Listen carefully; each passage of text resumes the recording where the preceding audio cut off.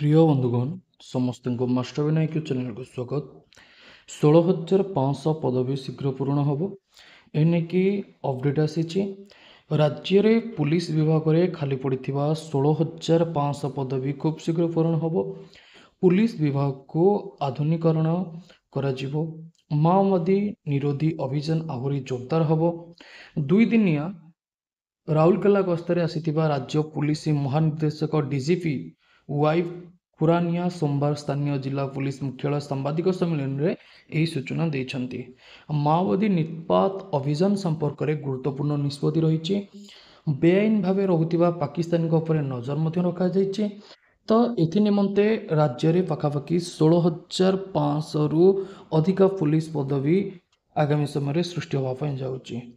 एवं राउरकेला सुंदरगढ़ केन्दुझर पुलिस जिलार वरिष्ठ अधिकारी उपस्थित आईन श्रृंखला स्थिति समीक्षा कर परवर्ती समय निष्पत्ति नियाଯାଇଛି कि 16,500 रु अधिक पुलिस पदवी नियुक्ति दियाजिवो। ओडिशा रे 16,500 पदवी खाली अछि। आर्मर्ड पुलिस पदवी पूरण निमंते प्रक्रिया जारी रही। मासे मध्य यह जेपरी शेष हम से दिगरे गुरुत्वारोप करा जाउछि। एसआई पदवी पूरण निमंते त्वरित पदक्षेप नियाजाउछि। सिविल कनेस्टेबल भर्ती प्रक्रिया आरंभ हो। बहुत सारा प्रकार आपन को नोटिफिकेशन आगामी समय देखा मिल ओडिशार यही आईन श्रृंखला विभाग में। तो आपण मैंने प्रस्तुति जारी रखु। कौन भी अपडेट आपंकर नोटिफिकेशन रिगार्डिंग दरकार master Vinayak Telegram channel master Vinayak YouTube channel आपको मिल पार।